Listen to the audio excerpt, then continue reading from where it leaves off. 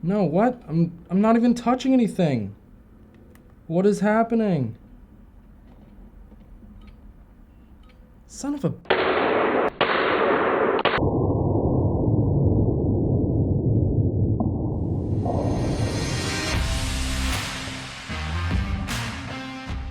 With the release of the PlayStation 5, we've already started to see some mechanical issues with the controller.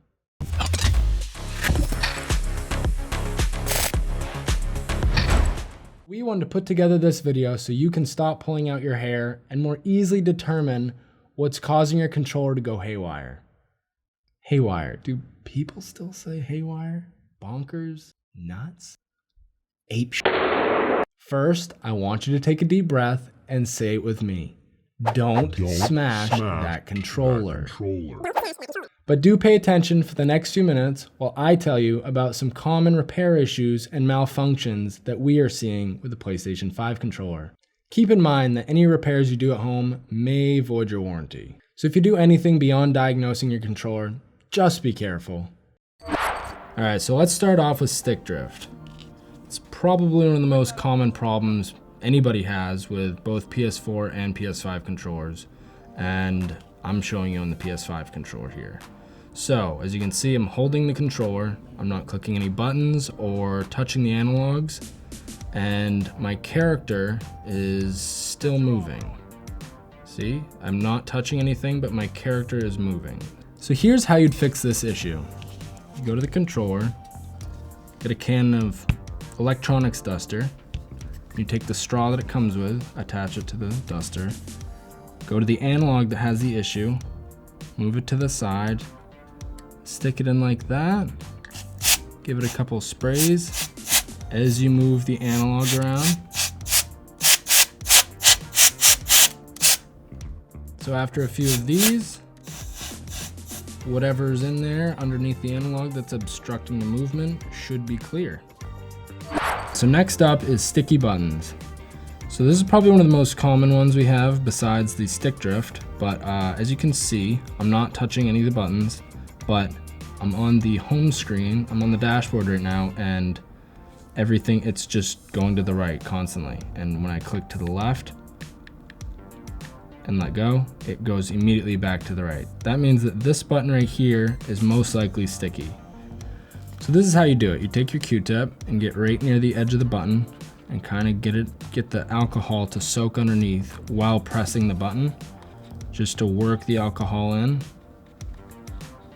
After you do that a few times, kind of press the button a few times to get it really worked in there. And after that, the alcohol should clean any stickiness or whatever's under there, should be clean now. So this one's less common, but if you find that your controller is not charging and every time you unplug it, it just immediately dies, then this is a great solution for you, and I've read that this one fixes it 99% of the time. So what you have to do, it's pretty simple, is keep it plugged into there, but plug the USB part into the back, due to the fact that the front port is high speed and the rear two ports are super speed. So they don't tell you that, but that is the best way to fix it as far as we've found out.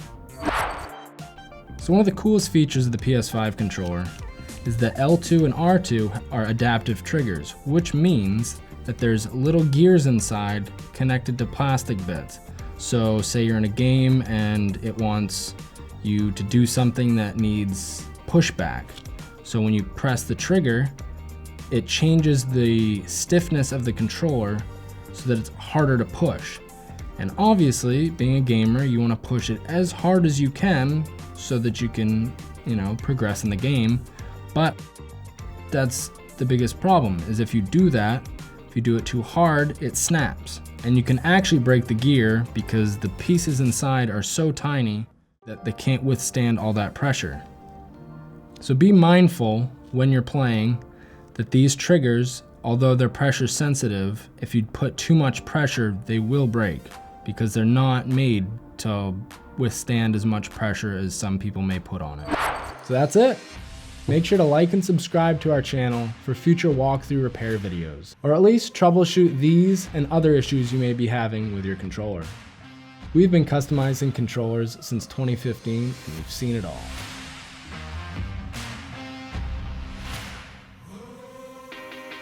You can find some useful links in the description, and if you're experiencing any issues that we haven't covered, make sure to let us know in the comments. We may just solve your repair issue in the next video. I'm Collin with GameNetics, and remember, don't smash that controller. Don't smash that controller.